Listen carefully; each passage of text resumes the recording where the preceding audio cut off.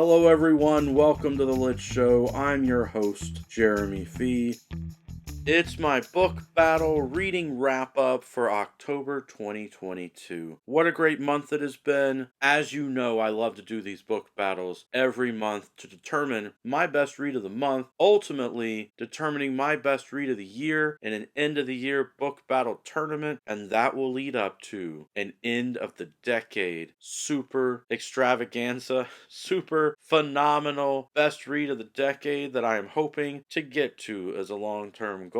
Can you imagine 10 years on BookTube? How fun that'll be. For this month, I'll go ahead and put up on the screen what I have been reading. I started the month with some poetry and philosophy, and then I got into fantasy, and especially since it's October, spooky season, some horror as well. And then I ended the month with science fiction. It's been a wonderful month. There are a couple of items that are not in the competition. First up, Lurking in the Dark, put together by Regina St. Clair with the introduction from Steve Donahue. Amazing collection of short stories. I've got a story in it, so I'm not going to put it in the competition, but I highly recommend the book. I also read an advanced reading copy of Margaret Pennard's new short story collection, Fabled Passages. I highly recommend it as well. But I was a beta reader for it, so I'm not sure if I should put it in the competition or not. I'm just going to set it aside for now. But you can get Fabled Passages online as an ebook. Here we go. We're going to do the first round of the competition, and then of course make our way back up, have quarterfinals, semifinals, and eventually get to finals to determine my best read of the month. We start out with some poetry from a British author, immortalized in ink by N.P. Hunt. I saw this poetry on two different channels, Pax Panic, who does amazing horror poetry readings for Poetry Thursday every week, and David, who is British. He does great book reviews, talks a lot about horror, but lately has also been doing a lot of poetry. The author N.P. Hunt actually commented on his video, and I interacted a little bit there. This was a great poetry collection. It is up against The Myth of Sisyphus by Albert Camus. This is a philosophical collection of essays. In one of the essays, we get Camus' analysis and discussion of the myth of Sisyphus, but there is so much more in there as well. I was reading that because I wanted to make sure I had good, adequate commentary for Pae Veo's book, The Peril and Decline, for making my author spotlight video about Pae Veo and his books. And what would you know, I did remember the myth of Sisyphus pretty well from when I was younger studying philosophy, but it was still great to go back through the essays because I hadn't read the whole book.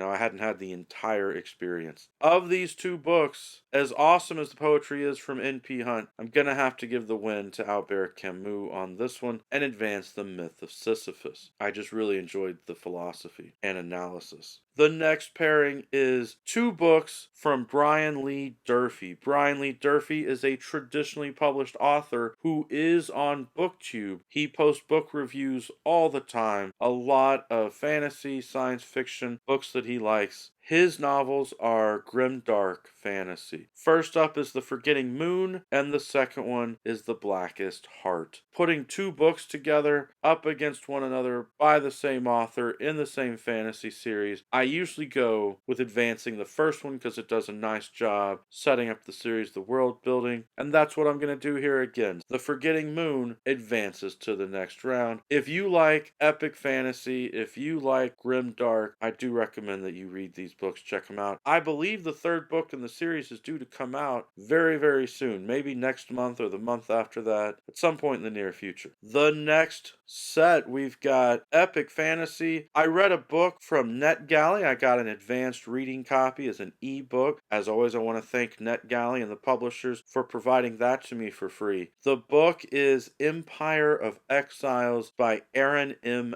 Evans. It is being published November 8th, 2022. Some of you may be watching this video after it's already been published. If you like epic fantasy, I highly recommend the book, that you get a copy of it. I really enjoyed that a lot of the characters in it were academic and scholarly in this setting. There's a lot of great intrigue. Not only is it fantasy, but it's murder mystery fantasy. Then we've got the next book from Anne Rice. It is Ramses the Damned, or The Mummy. I really like the cover with the eye on it, even though throughout the novel, it's not as if this guy is walking around wrapped in bandages as a mummy. Anne Rice, I felt, wrote this book very much like her vampire novels, to where the mummy's immortality and his abilities felt very much like the vampires. It had a romance story going on that felt very much like the vampire stories. So if you like Anne Rice's vampire novels, I think you'll like this book. If you were looking for something that was really more about mummies, you might be a little let down, though clearly Anne Rice did her historical research. There is a lot in there with details about the past and Egypt and all of that. Of these two books, I'm giving the win to Aaron M. Evans' book, Empire of Exiles. It just did a better job of capturing my attention and making me care about the characters and the mystery. And then our next pairing, I've got the other two books from the Ramses the Damned trilogy. For these two books, Anne Rice wrote them with her son, Christopher Rice, who is also a very talented, amazing author. Though it was funny to me that in the reviews for the books, that some people were commenting that it didn't necessarily feel the same way that a lot of Anne Rice's other books felt. Almost as if some people had some sort of conspiracy theory or were accusing Anne Rice of maybe just letting her son do most of the writing on this one, thus causing the prose to feel different. As I said with the first book in the series, these felt very much like the vampire stories. We have immortal characters who are concerned about immortality. Instead of vampires biting one another, there's a elixir, a potion that has special ingredients that is created to turn people immortal, and then the question of whether or not they're going to be immortal forever, or if they have a slightly different potion that only temporarily prolongs their life and that sort of thing. So a lot of the same themes and ideas. Out of these two books, I'm advancing the third in the trilogy. I did think that it had a better sense of pacing, and I liked that it tried to wrap up the story with the characters. Felt like the second book didn't do as good of a job at wrapping up everything in the plot. Moving on to the next bracket, I was reading on Reddit one day, people had asked about books that had fae or fairy characters that were really horror stories. And so I read some of the books that were recommended there. Cunning Folk by Adam Neville. Oh, what a read this was. Here we've got a situation of a family moving into a home in a location with woods around it, and there are creepy, weird neighbors. There are strange things happening in the woods. It very much fit that kind of weird, evil, fey, mysterious horror setting, and I liked it a lot. I thought it was well done, especially the creepy neighbors and how things started to unfold in the story. The other book that I read from those recommendations on Reddit was a book called Fairy Tale, and last month I read a book called Fairy Tale by Stephen King, which I really enjoyed, but this time the word fairy is spelled differently, Faerie, and this fairy tale is by Raymond E. Feist. It was written a long time ago, I want to say the 80s, but my goodness, this book did not age well, in my opinion. The sexism that's in the book, the fact that readers today are more demanding for characters and situations. So in a lot of ways, I feel like this book probably was very enjoyable when it was first published, but people today would take issue with a lot of elements of it, especially how the main characters are a family where they're just rich, they just have all this money. I feel like today a lot of people would have trouble empathizing with the characters and feeling for them. But once you really get into the book and you ignore the sexist stuff and just how the family has everything they need, there are very creepy, weird, horror, fairy, fae elements to it. The monsters, so to speak, in the story are very creepy the way that they're described, and they have shape-shifting, changeling kind of powers where they can shapeshift into people and look like them. There are some good qualities to the book. A lot of people really like the book. But in this pairing, because it feels outdated and has those issues, it's not going to advance. Cunning Folk was much more enjoyable. It will advance to the next level in our book battle. Then we've got from Dane Cobain 2 books. The book Former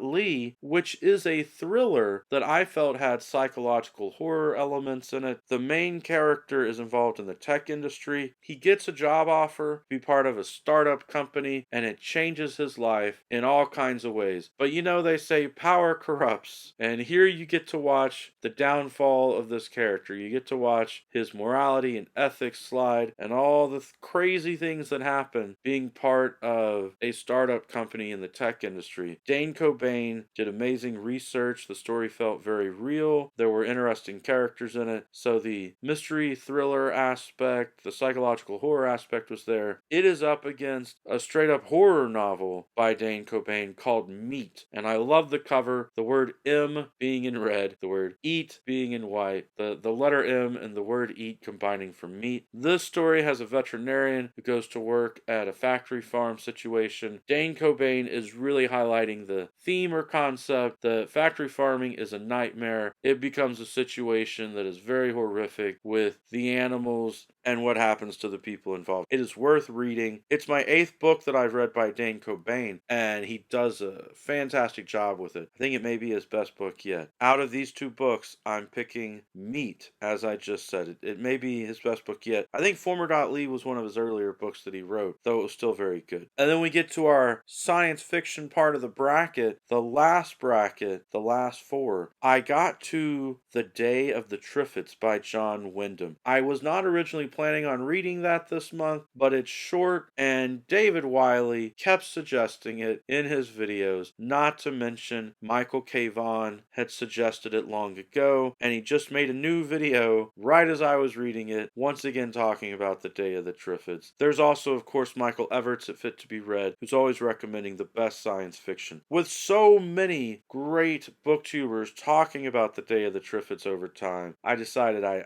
needed to give it a chance, and I was not disappointed. It is a really interesting story. Granted, it was written a long time ago, but a post-apocalyptic sort of scenario where these plant creatures are causing a lot of problems while the majority of society has been blinded. It's a fascinating read to see what happens to people with it. The main character has to go on a journey. You know how it is in post-apocalyptic and zombie kind of stories where people are always on the move. So there is a lot of that happening in the story. But instead of zombies, it's killer plants. And then, of course, the psychology of what happens to humanity in the downfall of society as people fight one another. After that quick read, I finally got into the main part of the Expanse series. Last month, I read the prequel short story for the Expanse, and let me tell you, all of those booktubers out there who've been recommending the Expanse, and there are just too many for me to list here, they were right. The Expanse really is a fun, interesting series thus far. I'm really enjoying the read. I'm really enjoying the characters and the world building, so to speak, but with science fiction, it's really universe building, galaxy building that's happening. It's got not only the politics and space battle situation, but also an investigation, a mystery going on. Book 1 I felt was absolutely spectacular, and then book 1.5, oh wait, I need to go ahead and declare a winner. Between The Day of the Triffids and The Expanse, book 1 Leviathan Wakes, I'm going to pick Leviathan Wakes. Absolutely amazing. Then moving on, for The Expanse, book 1.5, the shorter work, The Butcher of Anderson Station. It was good, though I then got to the second book, main book in The Expanse, Caliban's War, and picking between the shorter work and the main book, this time I'm going to go with the main book, Caliban's War, another interesting read, and that will take us back up to the top. The Myth of Sisyphus by Albert Camus is now up against The Forgetting Moon by Brian Lee Durfee, and in this case, I'm going to advance the grim dark fantasy novel by Brian Lee Durfee. I like the way the first book really sets up the series, because there's all this ancient lore, there are these powerful characters from before, and it's not too overwhelming. As you get little by little, you are told the information. So The Forgetting Moon by Brian Lee Durfee is advancing. Then we've got the epic fantasy Empire of Exiles by Aaron M. Evans up against the last book in the Ramses the Damned trilogy, representing that Mummy trilogy by Anne Rice and Christopher Rice. Of these two books, once again, Empire of Exiles was a much better read, much more interesting for me than the Anne Rice trilogy. As much as I like Anne Rice and her son Christopher Rice, Aaron M. Evans was just on fire with this book. I had previously read some of the Forgotten Realms literature by Aaron M. Evans. She's got a great series there, but this is better. The mystery elements here with the scholarly characters is just a whole lot of fun. Our next pairing, we've got Cunning Folk by Adam Neville up against Meat by Dane Cobain. Both of these books have creepy elements. Both of these books have horrifying things that are happening in them. Both of them are very good at keeping intrigue and interest, but the one that was more fun for me to read was Meat by Dane Cobain, so that one is going to advance to the next level. And then our fourth bracket, The Expanse, Leviathan Wakes up against The Expanse, Caliban's War. I'm gonna do that thing I do and default to the first book in the series because I like the way that it introduces the characters and sets things up. So Leviathan Wakes is advancing to the next level. That brings us to semifinals, and we can take a moment to pause and look at the 4 books that have made it to semifinals. Brian Lee Durfee's The Forgetting Moon, Grim Dark. Aaron M. Evans' Empire of Exiles, Epic Fantasy. Meat by Dane Cobain, which is horror. And Leviathan Wakes by a fake name, James S.A. Corey, which is really 2 different people writing under a pseudonym for science fiction. Grim Dark Fantasy, Epic Fantasy, Horror, and Sci-Fi. All of these books, if you like the genres, I think you would enjoy them. I think they're all spectacular reads. But let's make some decisions. In the first pairing for semifinals, Brian Lee Durfee's book is up against Aaron M. Evans' book. And while this is a tough call, as a personal preference, I just enjoyed Empire of Exiles more. The characters that are having to work with the ancient artifacts and the library and the scrolls just felt different for epic fantasy. And the other pairing in semifinals is Meat by Dane Cobain up against Leviathan Wakes in The Expanse. Oh, this is a tough call. Either of these books, I feel, could have won for the month because they were both such great, enjoyable reads, but I'm gonna have to give this win to Leviathan Wakes. That gives us a finals in which we have Empire of Exiles against Leviathan Wakes. A classic situation for me, having to pick between fantasy and science fiction. I'm gonna go ahead and call it a tie. I'm gonna give the win to both of them because I don't want to pick between them, and I still have one more wildcard spot. That means both of these books were my best read of the month. We can go ahead and put them in for our end of the year book battle into the slots. Empire of Exiles will officially get the October spot, and Leviathan Wakes can have the last wildcard spot, which puts me in a situation that in November and December, I'm out of wildcard spots. I will have to pick just one winner for November and just one winner for December. But these books are worth it to take up that last wildcard spot. Hope you've enjoyed the battle. Feel free to leave comments down below. What books were you rooting for? Do you disagree with my decisions if you've read them? What are your thoughts? I'm always happy to hear what you have to say. And if you have recommendations for future reading, November is Nonfiction November and New Worlds November. So I'm excited to see what I end up reading for that. Next week should be my currently reading or TBR video for that. Every day is a good day for a book talk or a book battle, and especially Tuesday, because that's when the Lit Show happens. Peace.